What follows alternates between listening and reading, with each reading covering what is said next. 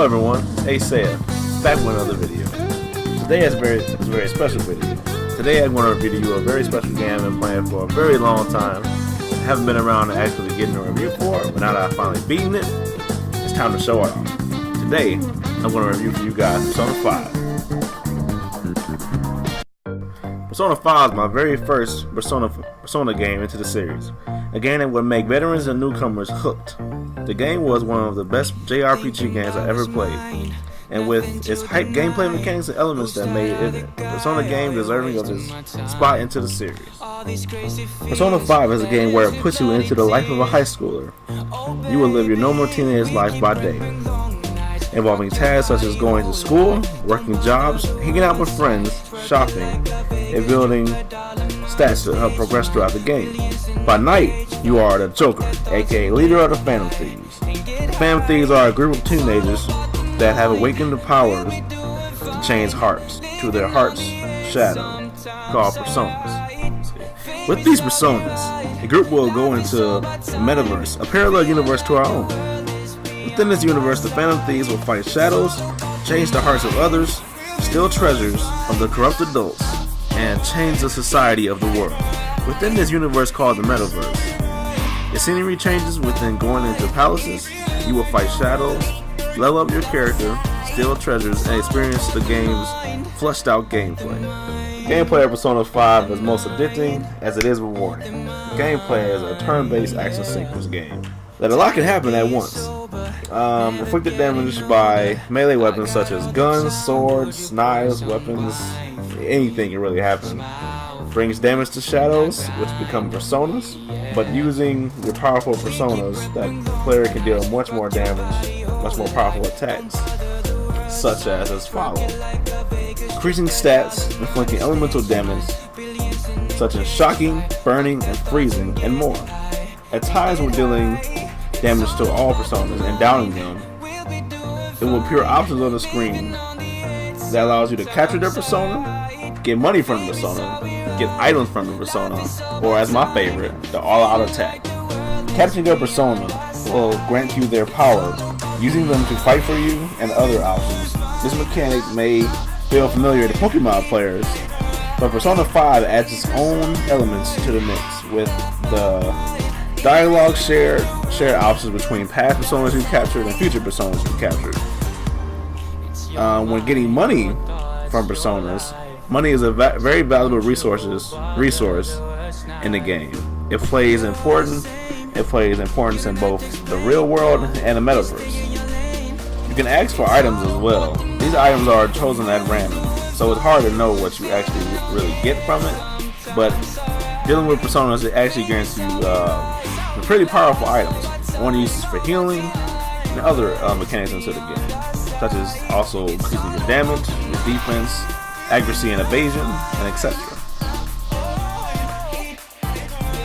The last and most addictive thing it was to do for me was the game's mechanic all-out attacks. A flashy and stylish move that can wipe out all enemies, but if you're not, does ton of damage. All characters from the Phantom Thieves group can perform that all-out attack, and it's so satisfying to pull off no matter how many times you see it. Next, let's talk about the palaces of the game. The palaces of the game, which are essentially dungeons, come in many varieties. Each main boss has their own palace that reflects how they view the world and its people. The palaces are all unique and feel very different from one another. Palaces can be whatever the palace ruler wishes. Example: a giant boat, a ship, a spaceship, a pyramid, and a giant castle. Exploring these palaces felt like entering new games. The detail and design felt so stylish and will have you hooked to explore more of it. Not only are the palaces unique, one of Persona's 5 strongest aspects to the game are the characters. The characters in the Persona 5 game revolve so much on the key story aspects of it that you will enjoy mostly all of them actually. The characters that join your group, the Phantom Thieves, all have a reason to join, all have a reason to fight for you. Throughout the game, you will have other characters that join your quest. They don't become playable characters into the Persona 5's Phantom Thieves group. However, they do help the Phantom Thieves in special bonuses, such as gaining more experience, gaining more money, letting the group leader go out at night, escaping from battles during first turn combat. They can also reduce security levels throughout the palaces so you wouldn't get caught. I believe there are also ones that help with negotiations with shadows to require more items, more money, and also it's well known to level up the confidence. So when you go through the next playthrough in a new game plus, you can have those confidence ready and go for their bonuses. Bonuses through these max level confidence help so much within the game. I find myself spending more time with the actual confidence that I couldn't play with in Persona 5 Phantom Thieves group because their bonuses were too good to pass up. Some are essential to others and some are less than others, but they all hold their certain place and value into the Persona 5 game. I really enjoy spending time with my playable confidence, however, because of their story and how good they were told throughout the Persona 5 game. My favorite, however, was no other than the MVP to me, Ryuji. As one of the funniest and most important cast members of that game, you had to give him an MVP shot. He was there for you when you first started into a game in your first palace and dungeon. He's there for you to get his first persona, and over time I just enjoyed his character. There are other characters in the group that I really liked as well, such as Makoto, mainly for her persona looking so awesome, really, a biker gang girl. That's what she reminded me of. She was really cool as well.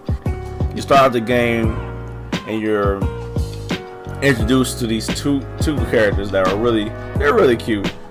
They're really cool. Justine and Caroline, I think that was her name. The two prison wardens that you meet up with for your imprisonment. And when you first start the game, you're basically in such like a mind, like your own type of cell within your mind. You're in a prison within your mind.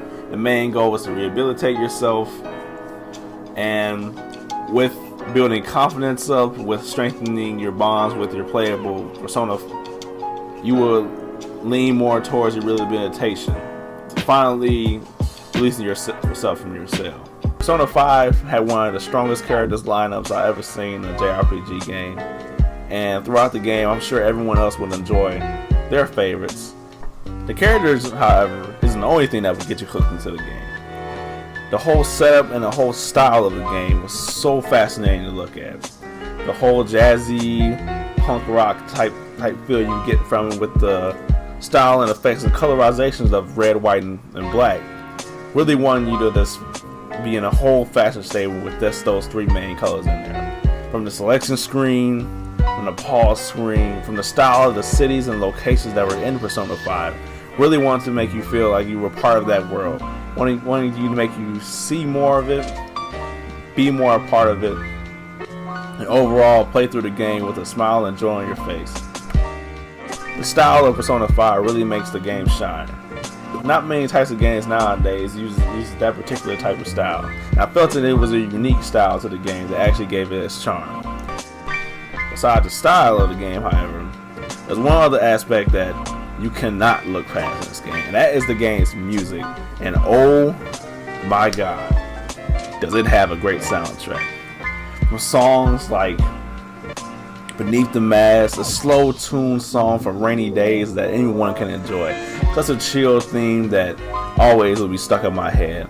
From Life Will Change, the main battle theme of it, from Rivers in the Desert, one of my favorite three things throughout the game. Oh, it's just so good. So good of a soundtrack. I'm sure everyone will love the music. Music style-wise is exactly what the game feel, exactly what the game's theme, and overall, they really did a good job on this music. I would love to play other games with this type of genre of music into it, because it was really amazing to see. I'm pretty sure others will like the music, and I would like to know how other games of the JRPG genre will look at this game and say, maybe we should include some music like that as well. That would be really nice, and I hope Persona 5 clears out a beacon just to show the world how great of a game it is. To sum it all up, I really enjoyed the Persona 5 game. As my first game into the Persona series, I would say it's a game welcoming the newcomers and veterans alike. If you played the other Persona games of the series, it's great. It's a great game to pick up. I'm sure you guys know that, but this is my first time playing a Persona game. I really enjoyed it. definitely would play through Persona 5 again. Through its unique style, music, and overall feel to the game, you can't get enough of it. I spent over 160 hours into the game, and it makes you come back and want it more. And after this review, I plan on checking out the Persona 5 anime as well. Hopefully doing a review on that to see how it compares to its resource, the Persona 5 game. I hope you all enjoyed this review. This is Aceseiya. Be looking out for another video. Like, subscribe to the channel if you haven't. Hope you guys enjoy the video. I hope you guys enjoy your day.